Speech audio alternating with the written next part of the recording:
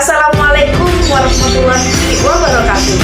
Perkenalkan, nama saya Zakia Amelia, Prodi Hukum Tata Negara dari kelompok 6. Pada kesempatan kali ini, saya akan menjelaskan sedikit mengenai hukum dan hukum tata negara.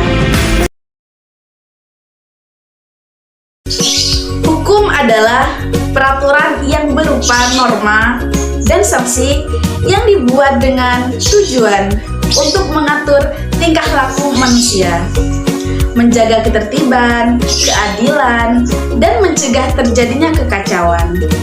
Hukum memiliki tugas untuk menjamin bahwa adanya kepastian hukum dalam masyarakat. Oleh sebab itu, setiap masyarakat berhak untuk memperoleh pembelaan di depan hukum.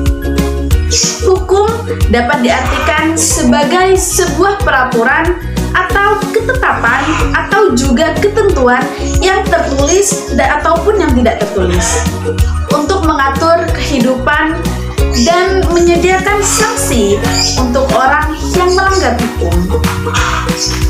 Kerangka sistem hukum nasional adalah dari kegiatan-kegiatan pembangunan hukum yang mendukung dan menghasilkan berbagai unsur.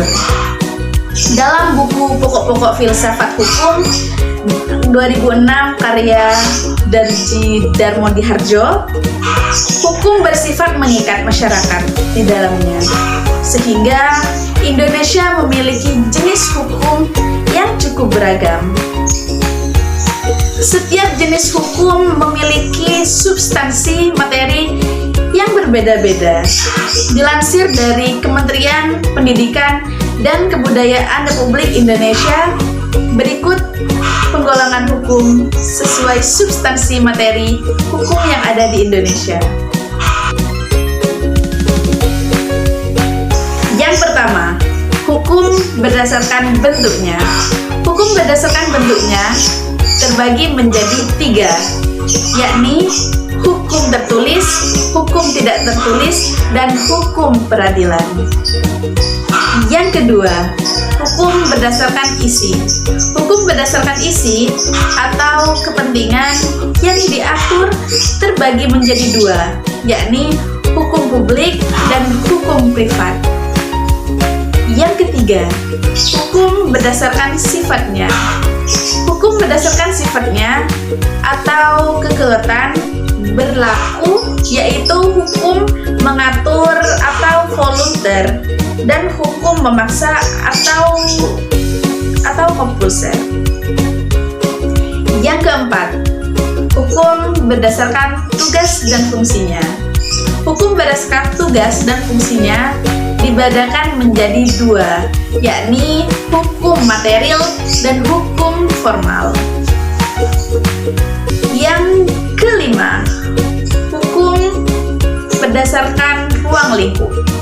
Hukum berdasarkan ruang lingkup berlakunya hukum atau tempat terbagi menjadi 3, diantaranya hukum lokal, hukum nasional, dan hukum internasional. Yang keenam, hukum berdasarkan waktu. Hukum berdasarkan waktu berlakunya dibedakan menjadi 3, diantaranya hukum ius constitutum, ius constituendum, dan hukum alam antar waktu. Yang ketujuh, hukum berdasarkan luas berlakunya.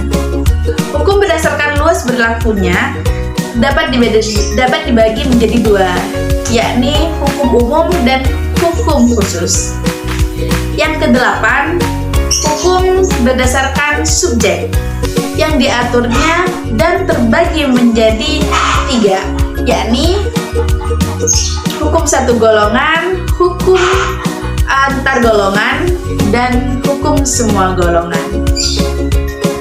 Dan yang terakhir, hukum berdasarkan hubungan. Hukum berdasarkan hubungan yang diatur terbagi menjadi hukum objektif dan hukum subjektif. Hukum tata negara adalah bentuk hukum yang mendefinisikan hubungan antara berbagai lembaga di dalam suatu negara yaitu eksekutif, legislatif, dan yudikatif.